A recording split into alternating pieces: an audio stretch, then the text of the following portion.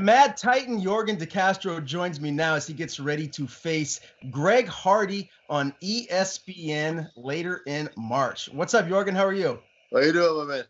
It's Good, great good, to very talk good. to you. I'm super excited to have you on the show. Very happy for all your success. I guess my first question is, what is it like with your newfound fame? How are you adjusting to that?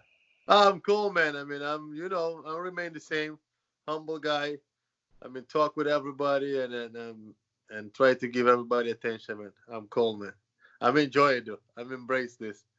Yeah, I can imagine. Let's talk about that UFC debut. You had to go all the way over to Melbourne, Australia. You fought Justin Tafa, and you KO'd him in his own backyard. What was that experience like? I love it, man. If you would write like a script, could go in it better than that, man. That was awesome. Fly all over to Australia, not just get the knockout, get the bonus. So that was. I guess a guy who knock people out, and he got 4 knockouts. He's a solid dude. That was very good for me, man. What was the game plan heading into that fight? Yeah, the game plan was more body kicks and low kicks and try to slow him down because we know he's that aggressive, and maybe take him down. But the kid was big, man. I got a hold of him myself. Oh, I'm not even trying to take down. I say I'm just gonna stand. And he actually connected me with a couple of good shots, man. Was good. Yeah, he actually just knocked out Juan Adams. When you see an opponent that you've knocked out and then he goes out and knocks out another up-and-coming guy, what does that do for your confidence? I got to imagine you already know, like, you belong where you're at, but does that make you feel even more good about where you stand in the UFC? Yes, I was cheering on him, actually. I was, like, so happy when he got knocked out. I said, wow, that's awesome for me because that means that he's a solid dude and I just beat a solid guy. I mean, like you say, I know I belong to UFC, but I always every fight I try to prove my spot. It's like the last one. I always try to prove that I belong there. But watch him win the fight like that, and I was really happy for him. Especially like I say, he's a solid family guy with a heart, and he's doing it for the right reason. When people do it for the right reason, I always cheer for them. Did you get to experience anything in Australia? Did you go visit anywhere or get to do any sightseeing, or were you just there for business and then headed back home? Yeah, that was the thing. Next time, I hope I get to enjoy that because I fought Sunday 1 p.m. and I was already in the plane like Monday like 2 a.m. So we didn't get to enjoy that much, but we were in the beautiful city. The the lead it up to the fight week. So we were walking around in the city, but like always tense. You got a fight coming up. You always tense. You don't really enjoy. But it was a beautiful place. People very cordial, nice people. All of them talked with me, took a picture with me. Like nice people. Like definitely, I want to go back down there. Oh, very cool. It's a great trip professionally for you, obviously going there, getting the huge win over their hometown guy. Yorgan, you and I have talked a few times before, while you were fighting regionally, you won the NEF title, now you're in the UFC. The question that a lot of people really want to know, and we've talked about it before, but what can you point to for your turnaround? Your amateur career, no one thought that you were going to be on a fast track to the UFC. Now Yeah. you're undefeated and you're knocking guys out at the highest of levels. What can you attribute the huge turnaround to? Yes, I do believe that all the loss that I have as amateur helped me out to this day. Like the fact that I don't want to lose anymore, they make me work extra hard. So my discipline and my commitment changed total when I turned pro. So I train. If you know me, if you know people around me, they will tell you. My coach will tell you. I wake up at 5 a.m. I go to run. I work full-time job. Then I train again 2-3 hours. After that, jiu-jitsu, kickbox, strength and condition. And I've been doing this for since I turned pro, so 2017. And I think that was my turnaround. Like I don't want to lose anymore. And if I lose, because this is a two-man sport, I want to make sure I give 100%, especially the things that I can control, which is training hard, rest, and I think the level of commitment right now is different. Now, are you still working full-time at Durfee High School? You're still there? I recently switched to part-time, but maybe go back again to full-time. But I'm definitely working. I'm keeping my job. Wow. Okay. I would have imagined just from the outside looking in that maybe where you're at now, you'd be training full time. Is that something that you think maybe as you continue to climb the heavyweight rankings, you will take that step and be like, you know what? I love this job. I've been doing it for a while, but now I need to focus more on, what my future is going to be, this career fighting in the UFC. Absolutely. I think actually is right in the corner. Yes. I'm fighting Greg Hardy right now. This guy's a high level athlete. So I'm putting more time. I'm doing extra hard. So at some point I have to step up. I mean, if you claim the top 15 or top 10, you got to be training full time. You got to rest well. You got to be. So I think it's right in the corner, actually. Yes. Unfortunate. Yeah. I mean, I don't know if it's unfortunate or fortunate, but I think it's right in the corner. Okay, good to hear. I'm sure. Again, bright future, good things on the horizon here for you. Obviously, Greg Hardy up first on March the 28th on ESPN. I do want to ask too. I think this is pretty cool. I got to imagine it means a lot to you. You're the first man or woman ever to step inside the octagon and get a win from Cape Verde. What does that mean to you? That's great, man. That's like when people say you can do something and you go and you do it. They're like, wow, I'm actually the first Cape Verde ever. And if you know Cape Verde is really small. Like it's small, 10 islands. So that's big for me. I'm already opened the door for a couple more people coming up. I hope so. How much juice do you think you have left in the tank? Do you envision yourself fighting kind of like Daniel Cormier into your 40s, or do you feel like you're not going to be able to do it that long?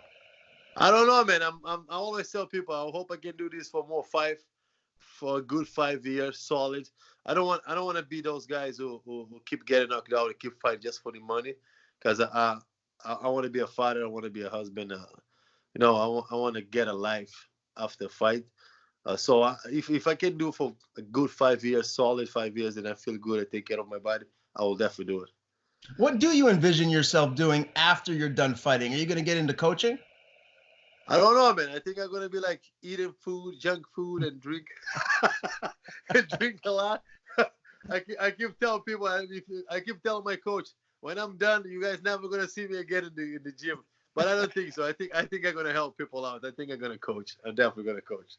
Very good. You clearly have a very warm, upbeat, positive personality. So I'm sure that will translate over into coaching very, very well. I do want to ask you, too, just about this camp. I know we're still a little ways out from the fight, over a month away now, but it'll be here before you know it. How has this been thus far? How are you feeling? I know you said you just got back from a doctor's appointment. Do you feel like come fight night, you anticipate your body to be as healthy and fresh as it possibly can be? Yes, I definitely. I'm gonna be ready. My coach got me diet a little bit. Last fight it was 265, so now this one will probably be 255, 250, moving more. We're gonna put pressure on him. I know he got long reach, so he have long reach, and depending what game plan if he come to me and get close the distance for me, yeah, thank you, I appreciate it. But if not, I will have to chase him. I will have to close the distance. So they want me to be a little lighter on my feet. So I will be, but I will definitely be ready to. I'm training with a big boxer guys, like good high level boxer, like good kickboxer, good wrestling. Now we're gonna be ready for everything he brings. So are you guys bringing anybody new, any different looks into this camp, or is it pretty much just the same team around you as always? Same team, do I trust my team, and we're very good. I got two coaches that like. They break down fights, like they break down that what my opponent's good on and what I'm good on, and put it together, great game plan, and we go from there. So, but my team is the same Regiment Training Center. We are very obsessed with a game plan, with improvement. So I remain the same team, but. Very good. Well, as you know, you have a lot of support here in the New England area, right? So I made a post on social media. There's a lot of people that are looking forward to this fight. And so I got a couple of questions from some of our viewers here for this upcoming fight with Hardy. The first one is from some guy, I think you may have heard of him, Nick Gully. That's my boy. Yeah. So, he wants to know, he says, forget about the fight. He wants to know if you're coming down to go camping with the Gullies this summer. Definitely. I want him that one. I'm definitely going down there after this fight, for sure. For sure. Okay. Yeah. He's been trying to get me to come this summer, too. He says it's a good time, so maybe I'll see you there as well. That would be cool. Awesome. Let's do that. Okay. Second question is from Jason Eric Bell. He wants to know, does Hardy, outside of the cage antics, the legal trouble that he's gotten into, does that motivate you anymore? Does it make you want to go in there and really put it on him? That's the thing. I don't like to feed off like any negative or any hate emotion. That will take you off what is really matter. I want to go down there, get the job done, win, and move on. I don't care about Hardy, so I don't really care about his life, man. Okay. Just gonna move on. Who is the better athlete between you and Greg Hardy? I mean, he's an NFL All-Pro defensive end. Are you still the better athlete? Dude, I'm a Fatletic. You ever heard about Fatletic?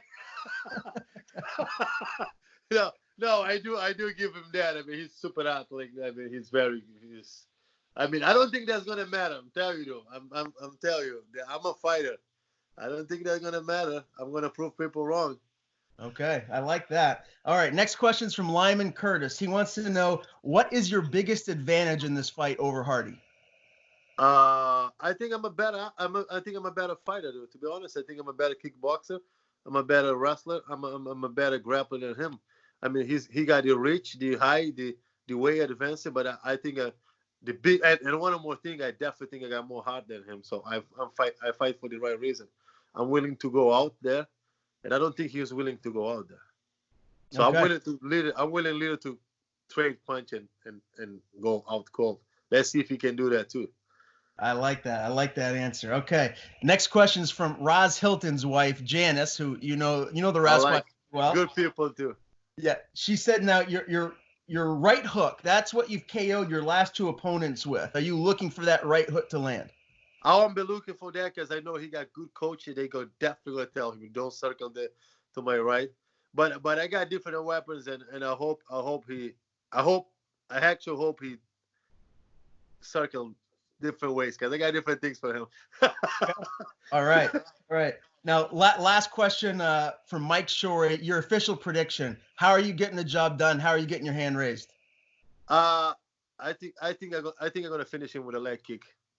Second round.